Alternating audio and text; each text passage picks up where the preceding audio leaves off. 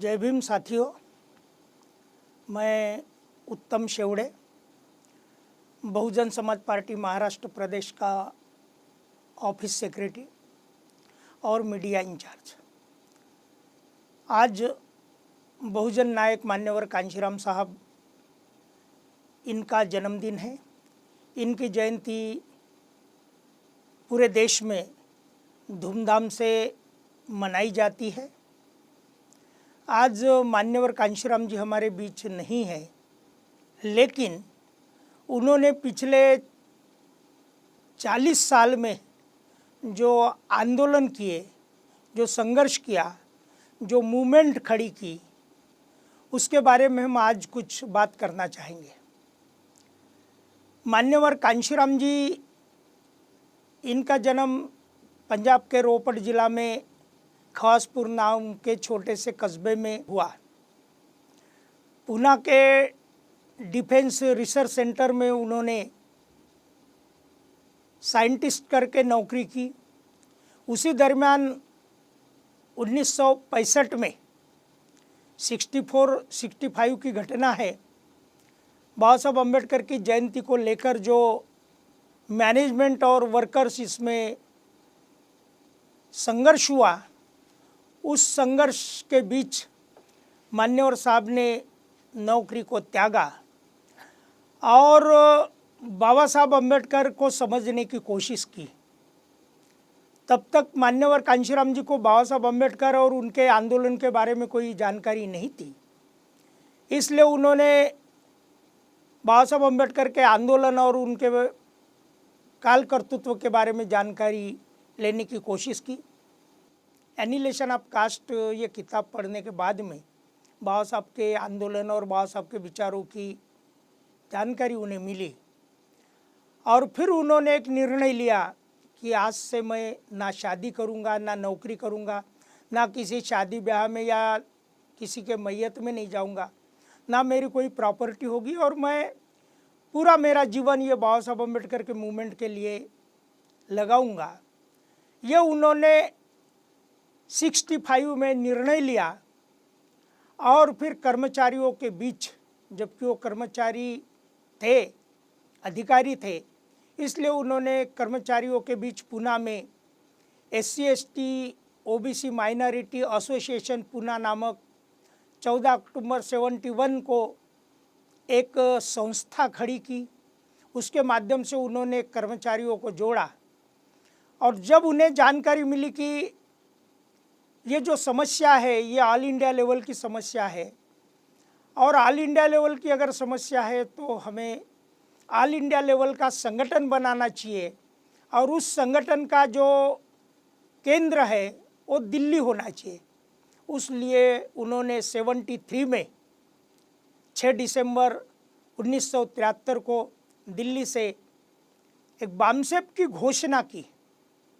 ये पूना का जो एसोसिएशन था उसको फेडरेशन में, वही बहुजन समाज का हित ध्यान में रख के फेडरेशन में तब्दील किया और 5 साल ओवरऑल इंडिया घूम के उन्होंने कर्मचारियों को इकट्ठा किया और बामसेप की 78 में 5 साल बाद उन्होंने 6 दिसंबर 78 को स्थापना की। All India backward and minority community employees federation, ये उनका पूरा नाम है। उन्होंने जब यह संस्था बामसेप स्थापन की, उसमें उन्होंने ये कहा कि मेरे पास ब्रेन बैंक है और उसके माध्यम से, ब्रेन बैंक यानी बुद्धिजीवी लोग और कर्मचारी अधिकारी ये बुद्धिजीवी होते हैं और उनके पास में पैसा भी होता है, तो मनी बैंक बामसेप को उन्होंने मनी बैंक और ब्रेन बैंक से जोड़ा और कर्मचारियों का जो फैमिली है उनको मास बेस करके, ब्रॉड बेस करके और शक्ति में उन्होंने बदलने की कोशिश की। जब वो कर्मचारी आंदोलन नहीं कर सकते और आंदोलन के सिवा हम कुछ कर नहीं सकते, ये जब उनको लगा, सिविल सर्विस कंडक्ट रूल के हिसाब से उन्होंने फिर DS4 की निर्मित की 6 दिसंबर 81 को। उसके पहले 81 में ही धम्म दीक्षा स्वर्ण महोत्सव इस साल जो अक्टूबर में हुआ, उस 8 अक्टूबर 1981 को उन्होंने बुद्धिस्ट रिसर्च सेंटर की स्थापना की, दिल्ली में की। और उसके बाद में 6 दिसंबर को आंदोलनकारी संगठन करके DS4 की स्थापना की। DS4 बामसेप के माध्यम से उन्होंने देश भर आंदोलन किए। अब अनेक जो लोग अपने आप को आम्बेडकराइट कहते हैं, उन लोगों का कांशीराम जी के ऊपर में, उनके मूवमेंट के ऊपर में एक आरोप है, एक चार्जेस है। वो चार्जेस कौन सा है? तो कांशीराम जी ने कभी आंदोलन नहीं किया।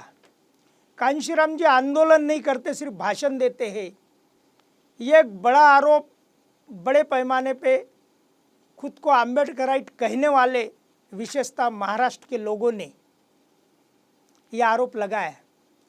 लेकिन कांशीराम जी ने करीबन 25-30 जो आंदोलन किए, उसको मैं आंदोलन कहता हूँ। वो आंदोलन ऐसे है कि तुम्हारे मानसिकता को चेंज करने वाले, तुम्हारे ब्रेन को चेंज करने वाले, तुम्हारे विचारधारा को चेंज करने वाले, परिवर्तन करने वाले, उसमें क्रांति लाने वाले, उसको हम आंदोलन कहते हैं। पहले तो उन्होंने बामसेप के माध्यम से जो पहला आंदोलन शुरू किया, उसको हम will Ambedkarism revive and survive कहते हैं। कांशीराम जी ने 79 का, जैसे बामसेप 78 में बनी, उसके बाद में 79 में उन्होंने पहला आंदोलन शुरू किया। उस आंदोलन का नाम will Ambedkarism revive and survive. Nagpur में भी हिंदी मोर भवन में उसका प्रोग्राम हुआ।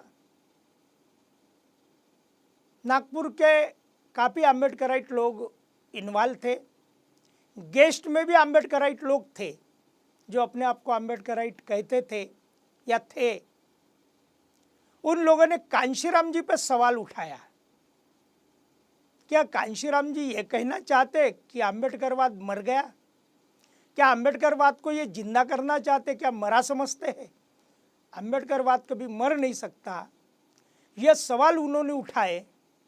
फिर कांशीराम जी ने उसका जवाब देते हुए कहा कि मैं आम्बेडकरवादी लोगों से ये चाहता हूँ कि आम्बेडकरवाद क्या है, आम्बेडकरवाद का लवचिकता क्या है, आम्बेडकरवाद फंडिंग जनरेट करने की भूमिका क्या रखता है, और जिसको लवचिकता बोलेंगे कि डायनामिज्म जिसको हम कहेंगे, तो आम्बेडकरवाद का डायनामिज्म वो कांशीराम जी चाहते थे।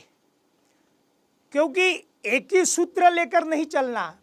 तो अगर आम्बेडकरवाद को हमें फलाना फुलाना है, उसको अमल करना है या उसका बोलबाला करना है, तो हमें क्या करना चाहिए? फिर उन्होंने वो 2 सवाल खड़े किए थे कि भाई ये आम्बेडकरिज्म का जो लवचिकता है या परिवर्तनशीलता है, गतिशीलता है, वो क्या है? वो दूसरे नहीं बता पाए। और अम्बेडकरी मूवमेंट के जो लोग हैं, बाबा साहब अम्बेडकर जाने के बाद में टिकट के लिए और पैसे के लिए जो बिक गए नेता, जो बाबा साहब के लेफ्टिनेंट कहने वाले लोग, तो पैसा ना होने से यह मूवमेंट को उन लोगों ने कांग्रेस के हवाले कर दिया, या कांग्रेस वालों ने इस मूवमेंट को खरीद लिया या अपना पॉकेट संगठन बना लिया। तो कांशीराम जी चाहते थे कि फंड कैसा जनरेट करें, और फिर उन्होंने वो जो फंड जनरेट की जो प्रक्रिया बताई, कांशीराम साहब ने जो कूपन्स है, तो कूपन्स के माध्यम से ये कांशीराम जी ने जो भी मूवमेंट चलाया, वो मूवमेंट चलाने के लिए पैसा कैसा कलेक्ट किया जाए, वो पैसा कलेक्ट करने के लिए उन्होंने अपने साइन का कूपन निकाल के देश भर बांट के उस आंदोलन में पैसा कलेक्ट किया, फंड कलेक्ट किया। पैसा इतना कलेक्ट हुआ कि हमारे संगठन विरोधी लोग, ये तो अमेरिका से पैसा आ रहा, कांशीराम तो सीआईए के एजेंट है, यहाँ तक के उन्होंने आरोप लगाने का काम किया। उसके बाद में जो कांशीराम जी ने जो आंदोलन किया, अंबेडकर मेलान व्हील जैसा कि ये इसमें आपको दिखेगा। कांशीराम जी ने क्या कहा कि बाबा साहब आम्बेडकर और उनके मूवमेंट को अगर समझाना है तो हम लोग चित्र के माध्यम से, फिल्म के माध्यम से, प्रोजेक्टर के माध्यम से हम समझा सकते। और कांशीराम जी ने पूरे देश भर में, देश के जो मुख्य शहर है, राजधानियां है, मेन स्टेट है, वहाँ उन्होंने फिरते आम्बेडकरी मेले करके कि जो चित्र के माध्यम से प्रदर्शनी लगा के लोगों को समझाने का काम किया। उसके बाद में उन्होंने सबसे बड़ा अगर आंदोलन अगर कोई किया और सबसे बड़ी मानसिकता जो चेंज करने का काम किया लोगों की, और लोगों को सच्चाई बताने का काम किया, तो है पुणे करार। अब ये इसको हम आंदोलन कहते हैं। पुणे करार का धिक्कार करके, पुणे करार के विरोध में उन्होंने पूरे देश भर वातावरण तैयार किया कि कांग्रेस और गांधी ने अम्बेडकरी लोग जो है, अनुसूचित जाति जमाती के लोग हैं, उनको जो कुछ भी सुविधा अंग्रेजों के माध्यम से मिली थी या जातीय निवाड़ा मिला था, उसको छीनने का काम ये लोगों ने किया, कांग्रेस वालों ने और गांधी ने किया। तो उसके वजह से जो पूना पैक्ट करना पड़ा, और पूना पैक्ट के वजह से हमारा जो दुहेरी मतदान का जो अधिकार था, हम लोग आज जो रिजर्व कैटेगरी के एमएलए एमपी है, ये हम लोग तो चुन कर देते हैं लेकिन दूसरे भी लोग वोट देते हैं। इसलिए उनके हिसाब से उनकी अगेंस्ट विरोधी लोगों की बात मानने वाले लोग जो चुन के जाते हैं, प्रॉपर आम्बेडकराइट लोग नहीं जाते, क्योंकि प्रॉपर आम्बेडकराइट लोगों का जो वोटिंग है उससे कहीं गुना ज़्यादा नॉन आम्बेडकराइट लोगों का, मनुवादियों का, उन लोगों का वोट होता है, और जिसको बहुजन समाज के लोग कहते हैं हम, जिनको उन्होंने गुमराह किया उन लोगों का। इसलिए मान्यवर कांशीराम जी ने उस पुणे करार का धिक्कार, ये कांशीराम साहब ने किया ऐसा नहीं, तो बाबा साहब आम्बेडकर ने पुणे करार के धिक्कार किया था। उनके बाद में दादा साहब गायकवाड़, उनके जो लेफ्टिनेंट है, उन्होंने आंदोलन किया था, लोग जेल में गए थे। तो इसलिए ये सबसे बड़ा आंदोलन पूरे देश में उन्होंने किया। और मज़े की बात यह है कि पूना में जब ये आंदोलन की शुरुआत पूना से की, क्योंकि पूना में ही ये पूना पैक्ट हुआ था, और पूना से ही कांशीराम जी ने 82 में ये आंदोलन की शुरुआत की, पूरे देश में की। तो अम्बेडकरी विचारों के खिलाफ वाले जो लोग हैं, जिनको हम हस्तक कहेंगे, दलाल कहेंगे, उन लोगों ने मान्यवर साहब और उनके मूवमेंट का विरोध करने का काम किया। साथियों, आत्मसम्मान के लिए संघर्ष, मान्यवर कांशीराम साहब ने बड़े पैमाने पे साइकिल चलाकर ये मूवमेंट खड़ी की, और कांशीराम साहब की जो मूवमेंट है वो साइकिल वाली मूवमेंट करके लोग, ये कांशीराम जी स्वयं साइकिल चला रहे, और खुद जब उम्र के 50 साल हो गए थे, उम्र के 50वें साल में उन्होंने देशभर संगठन बनाने के लिए और लोगों का प्रबोधन करने के लिए साइकिल चलाया। और उन्होंने देश के जितने जो कॉर्नर होते हैं, जैसा कि इसको कन्याकुमारी, कारगिल, पोरबंदर, कोहिमा और पुरी, ये जो 5 कॉर्नर है देश के, तो ये 5 कॉर्नर से साइकिल मार्च, जिप मार्च, जो भी रैलियां होती थी, ये रैलियां दिल्ली में इकट्ठा होती थी।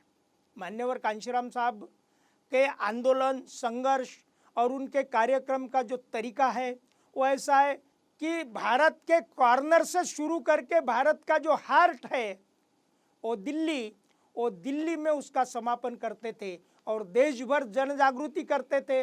अब आंदोलन जैसा कि पत्रक निकालना, पॉम्पलेट निकालना, अभी जैसा एक बड़ा चर्चित ये प्रकरण है, ये बरेली मार्च, और गांधी जी की तस्वीर इस पॉम्पलेट में बसपा ने छपाई और उसमें टाइटल लिखा कि गांधी के चेलो, क्योंकि खुद गांधी जी भी कहते थे ना कि शराब पीना पिलाना गलत है, तो गांधी के चलो जबरन शराब पिलाना बंद करो, बरेली मार्च, इसमें जेल भरो आंदोलन हुआ। मायावती खुद इस मोर्चा का नेतृत्व कर रही थी और खुद जेल गई थी।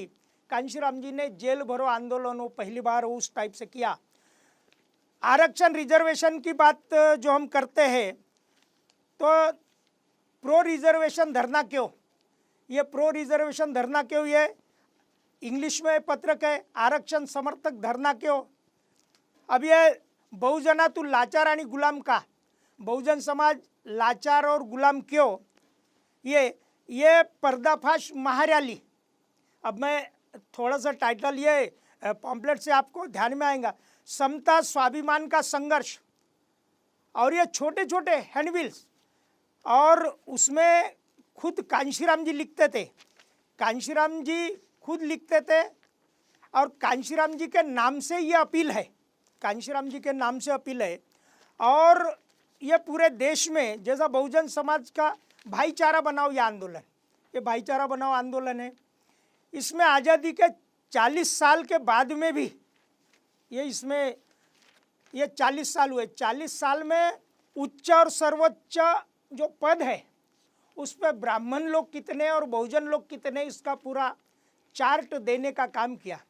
साथियों, एक बात मैं कहना चाहूँगा, अभी अभी ये संघ का नेता और केंद्र का मंत्री, उसने 75वां आज़ादी का दिन मनाने की घोषणा की।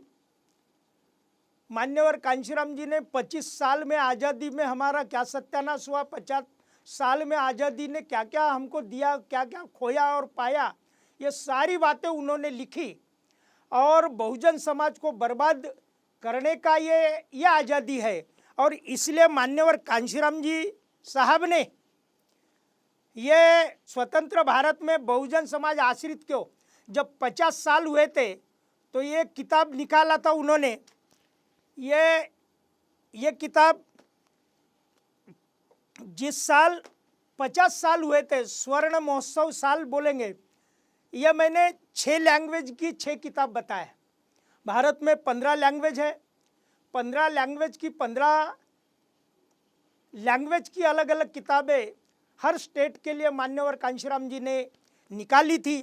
और पूरे भारत में, जैसा कि मैंने हैंडबिल्स बताया, किताब बताए, फोल्डर बताए, तो ये सारी चीज़ें कांशीराम जी सभा सम्मेलन मीटिंग रैलियों में बांटते थे। पूरा गांव-गांव चर्चा होती थी, दिवाले रंगाते थे। तो ये आंदोलन का आम्बेडकरी तरीका है। हो सकता कुछ लोगों को जिंदाबाद मुर्दाबाद यही एक आंदोलन लगता हो सकता कुछ लोगों को तोड़फोड़ करना यही एक आंदोलन लगता हो सकता कुछ लोगों को सिर्फ चुनाव लड़ना यही एक आंदोलन लगता हो सकता कुछ लोगों को लाखों लोगों की भीड़ जमाना यही आंदोलन लगता हो। लेकिन मान्यवर कांशीराम जी ने जो आंदोलन किया, हर विषय को लेकर, हर समस्या को लेकर, हर राज्य में, हर सिटी में, हर गांव में उन्होंने उस बात को साइकिल के माध्यम से हो, जीप स्कूटर रैली के माध्यम से हो या जीप रैली के माध्यम से हो, तो ये उन्होंने पहुंचाने का काम किया। साथियों, जब ये रिजर्वेशन के खिलाफ में जब मूवमेंट चली, तो ये गांधी वालों एंटी रिजर्वेशन मूवमेंट गुजरात में जो चली, ये एंटी रिजर्वेशन मूवमेंट गांधी के पुतलों से गुजरात से जो शुरू हुई थी, ये उसका पर्दाफाश करने का काम हम लोगों ने किया जब वो अटल बिहारी केंद्र में थे।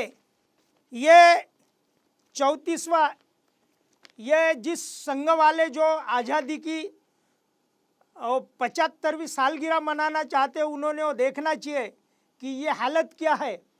ये अटल का चेहरा यहाँ कांशीराम जी ने उस वक्त छपाया, और ये सारे कांग्रेस और बीजेपी वाले कैसी रंगरैलियाँ मना रहे और बहुजन समाज कैसा गुलाम और लाचार है, ये इस टाइप से उस वक्त चित्र के माध्यम से, पोस्टर के माध्यम से, ये पूना पैक्ट की मैंने जो बात किया था, ये पूना धिक्कार परिषद वाली जो बात किया था।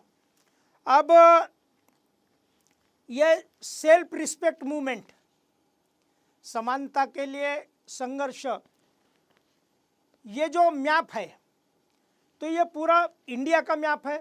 इंडिया के पूरे कॉर्नर से हम लोगों ने जो मार्चेस शुरू किए, जो रैलियां शुरू की, सभा सम्मेलन शुरू किए, तो फिर वो हमारा सेंटर पॉइंट जो दिल्ली है, और दिल्ली में रुककर ये जो अन्याय अत्याचार, उस वक्त जो भी ये पिपरा का एक बहुत बड़ा हत्याकांड हुआ था, तो मान्यवर कांशीराम साहब ने ये सारी बातें लिखने का काम किया। और कांशीराम जी ने बहुजन समाज पार्टी के माध्यम से जो पॉलिटिकली आंदोलन किए, अब पॉलिटिकली आंदोलन का फर्क क्या हुआ, जैसा ये उस वक्त की ये माया मैगजीन है, अब इसमें दलित क्रांति की दस्तक और कांशीराम का करिश्मा, इसमें पूरा कांशीराम जी ने जो देश भरे में जो करिश्मा किया था वो कवर स्टोरी के माध्यम से उन्होंने छपा है। साथियों, बाबा साहब अम्बेडकर के जन्मदिन को ध्यान में रखकर 14 अप्रैल 1984 को मान्यवर कांशीराम साहब ने बहुजन समाज पार्टी बनाई। बहुजन समाज पार्टी बनाने के बाद में उन्होंने एक अपील की, और ये अपील दिसंबर 84 की जो लोकसभा हुई, वो लोकसभा की अपील है जिसमें स्वयं कांशीराम जी का नाम है, उन्होंने 84 को की थी। और इसमें बहुजन समाज के लिए संगठन की क्या ज़रूरत है, क्यों ज़रूरत है, बहुजन समाज कौन सा समाज है, बहुजन समाज की समस्या क्या है, और बहुजन समाज शासक क्यों बनना चाहिए, इसमें ये सारी बातें। और हम जिस कांग्रेस की बात करते हैं, वो कांग्रेस आज की जो बीजेपी है वो कल की कांग्रेस है, कल की कांग्रेस आज की बीजेपी है, और कांग्रेस और बीजेपी में कोई अंतर नहीं, ये मान्यवर कांशीराम साहब ने उस वक्त भी कहा। सापनाथ नागनाथ की बात कही। साथियों, मान्यवर साहब ने 84 में बहुजन समाज पार्टी बनाई, और भारत निर्वाचन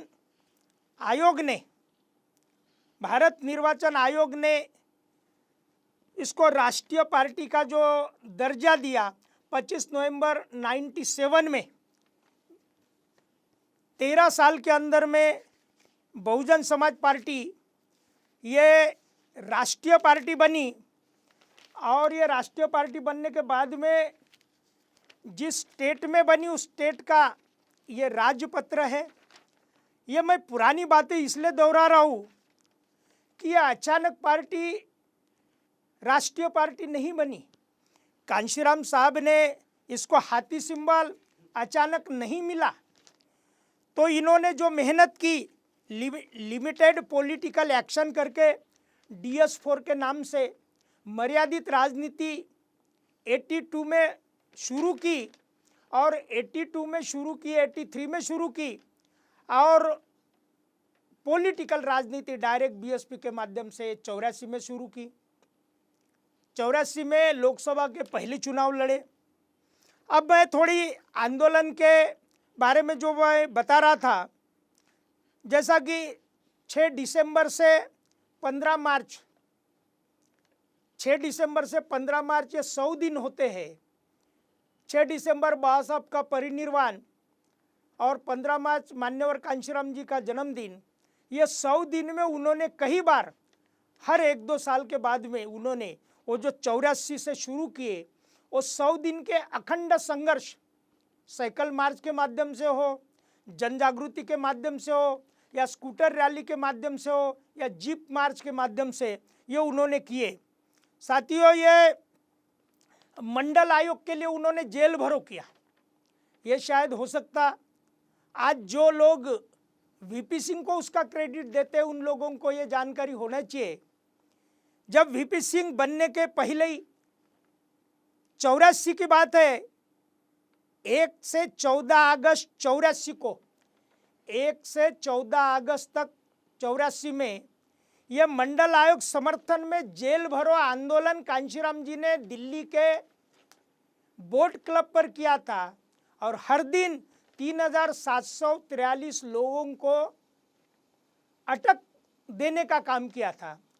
और फिर तो आपको मालूम है कि 84 के बाद में कंटिन्यूशन में वो चला।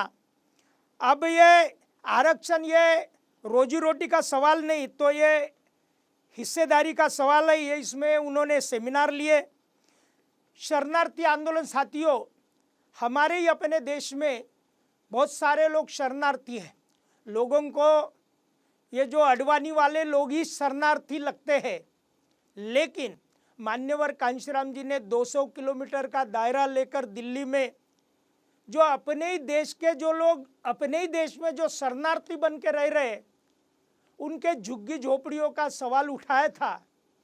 कांग्रेस के उस वक्त के HKL भगत से लेकर तो जो लोग बड़े नेता थे, वो लोग झोपड़पट्टियाँ जलाने का काम करते थे और उनको खाना देने का भी काम वही लोग करते थे। तब मान्यवर कांशीराम साहब ने उनके खिलाफ में बगावत की, उनके खिलाफ में आंदोलन खड़ा किया। और इतना ही नहीं तो HKL भगत, VP सिंह, राजीव गांधी, इनके खिलाफ स्वयं कांशीराम जी चुनाव मैदान में उतरे। साथियों, ये जाति तोड़ो समाज जोड़ो, बहुत बार कांशीराम जी को जातिवादी कांशीराम कहा गया है, लेकिन कांशीराम जी ने सबसे बड़ा अगर देश को अगर कोई देनगी है, देन है, तो है भाईचारा बनाने का। 6,000 जाति, अनुसूचित जाति में 1,500 जाति, अनुसूचित जमाती में 1,000 जाति और 3,500 OBC में जाति। ऐसा 6,000 जाति को एक ही जाति में बहुजन करके एक जो नाम दिया, बहुजन समाज, जिसमें धार्मिक अल्पसंख्यक भी है, तो ऐसा 85% लोगों का बहुजन समाज बनाने का काम अगर श्रेय किसी को जाता है, तो जो जाति जाति में लड़ने वाले, धर्म धर्म में लड़ने वाले, लड़ाने वाले लोगों को ये मैं पूछना चाहता हूँ कि मान्यवर कांशीराम साहब ने बहुजन समाज बनाने का काम किया और जाति को जोड़ने का काम किया। जाति तोड़ो और समाज जोड़ो, समाज बनाने का काम किया, जिसमें हम बहुजन समाज कहते हैं। साथियों, OBC समाज ही देश की सबसे बड़ी समस्या है। यानी उन्होंने ये कहा कि स्वतंत्र भारत में बहुजन समाज गुलाम और लाचार क्यों, और OBC समाज की समस्या ही बहुजन समाज की असली समस्या है। तो इस टाइटल पे उन्होंने आंदोलन किए। साथियों, कुछ दिन के लिए वो अटल का सरकार केंद्र में 20-25 पार्टियां मिलकर जो बना था, तब उन्होंने संविधान के खिलाफ में संविधान समीक्षा आयोग बिठाने का काम किया था। उसको निरस्त करने के लिए मान्यवर कांशीराम साहब ने संविधान समीक्षा विरोधी अभियान पूरे देश में चलाया और जीप मार्च लेकर दिल्ली को घेरा और दिल्ली के लाल किला के मैदान में उन्होंने जब वो सिंह गर्जना की, तब कई संघ वाले, बीजेपी वाले और उससे मिले कांग्रेस वाले नरम हो गए और उनको वो बंद करना पड़ा संविधान समीक्षा आयोग। साथियों, ये आज भी हरियाणा, पंजाब साइड में शीरी प्रथा चल रही, जिसको हम खेत में जो गुलाम जो मजदूर वगैरह रहते हैं, बंधुआ मजदूर, उस टाइप से उस शीरी प्रथा के खिलाफ में भी साहब ने आंदोलन किया और महापुरुषों के मेले लगाए। कांशीराम साहब ने एक जो बड़ा काम इस देश में किया, तो जो लोग जाति जाति के नाम से इस मनुवादी ब्राह्मणिकल सोसाइटी ने जाति के नाम से उस महापुरुष को रोका था, जाति में ही बताया था कि ये इस जाति का नेता है, तो मान्यवर कांशीराम साहब ने उसको बहुजन समाज का नेता बनाया। और ऐसे 100 करीबन महापुरुष है जो अलग अलग प्रांतों में, अलग अलग जाति में, अलग अलग समाजों में, अलग अलग समूहों में, अलग अलग प्रकार का जो भी योगदान उनका इस देश के बहुजन समाज के हित में रहा, उनको संगठित करके उनका मनोबल बढ़ाने के लिए उस समाज में उनके मेले लगाए और हम उसको कहीं भूल न जाए, इस टाइटल को लेकर उन्होंने आंदोलन चलाया। लखनऊ में जब अपने बहुजन समाज पार्टी के खिलाफ में कुछ लोग साजिश कर रहे थे, तब पर्दाफाश रैली किए। और मैं आखिरी का जो आरक्षण शताब्दी महोत्सव, आरक्षण चळवळ शताब्दी महोत्सव मान्यवर कांशीराम जी 2003 को ब्रेन स्ट्रोक आया, लेकिन उसके पहले 2002 से 2003 तक जो शाहू महाराज ने बहुजन समाज को 50% आरक्षण देने की वकालत की थी और दे दिया था, उसको 100 साल पूरे हुए। नागपुर में भी वो आए थे, भगवान नगर के मैदान में उनका 2 दिन सम्मेलन हुआ, जिसमें मैंने ये जो मान्यवर साहब के लिटरेचर को वहाँ प्रदर्शित भी किया था, साहब ने उसको विजिट भी दी थी। उस वक्त की बात है कि आरक्षण शताब्दी चळवळ का जो महोत्सव 100 साल पूरे होने के बाद में जो कोल्हापुर से लेकर तो पूरे देश में उन्होंने मनाया और लोगों को बताया कि रिजर्वेशन ये पार्टिसिपेशन का मुद्दा है, ये कोई रोजी रोटी का सवाल नहीं है, तो शासन प्रशासन में भागीदारी का मुद्दा है और ऐसा करके।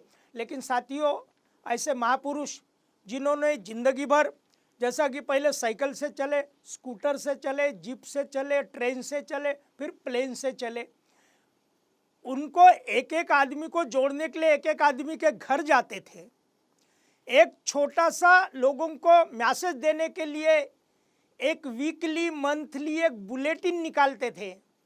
बाद में उन्होंने अपने आप को इतना डेवलप किया कि 3-3 दैनिक निकाले। उन्होंने एक एक आदमी को जोड़ते वक्त में साथ साथ में उन्होंने इतना जोड़ा, 10-10 रुपया 5-5 रुपया लोगों से कलेक्शन करने वाले कांशीराम जी एक आवाज पे करोड़ों रुपया और करोड़ों लोग कलेक्ट होने लगे।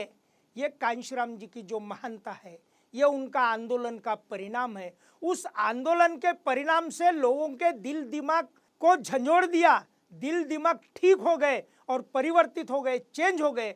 और जो लोगों ने कांशीराम जी को विरोध किया था वो कांशीराम जी के समर्थक बने, कांशीराम जी के मूवमेंट में सहयोगी बने। और मैं ये कहूँगा कि मान्यवर कांशीराम साहब ने एक सपना देखा था, बहुजन समाज ये शासक बने। बहन मायावती जी को उन्होंने 4 बार भारत के सबसे बड़े उत्तर प्रदेश के राज्य का 4 बार मुख्यमंत्री बनाया, लेकिन बाबा साहब ने कहा था की मी तुमच्यातला प्रधानमंत्री बनलेला पाहायचा आहे। तो प्रधानमंत्री बनवण्यासाठी मान्यवर कांशीराम साहेबांनी ती तयारी केली होती, परंतु मान्यवर कांशीराम साहब अपने में से वो निकल गए और अब उनकी ड्यूटी, बाबा साहब अम्बेडकर के मूवमेंट की ड्यूटी कांशीराम साहब ने निभाए। कांशीराम साहब की ड्यूटी अभी बहन मायावती निभा रही।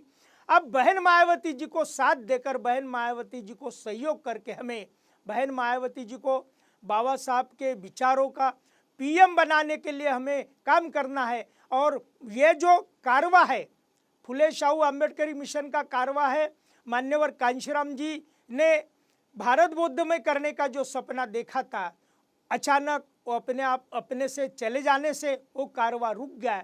बहन मायावती जी ने भी वही कहा कि मैं भारत के केंद्र के सत्ता में जाऊंगी और उस दिन मैं करोड़ों लोगों को बौद्ध धर्म की दीक्षा दूंगी।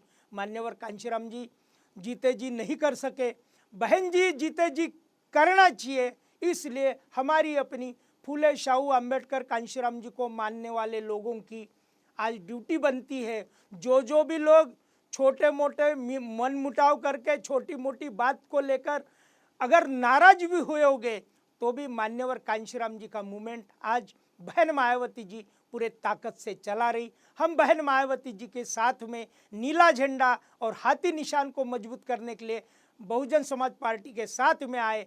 इतना भी हम अगर कर सके तो मान्यवर कांशीराम जी को उनके जन्मदिन की यह बहुत बड़ी भेंट होगी, ऐसा मैं बोल के मैं मेरी बात को विराम देता हूँ। जय भीम, जय भारत, जय शाहू, धन्यवाद।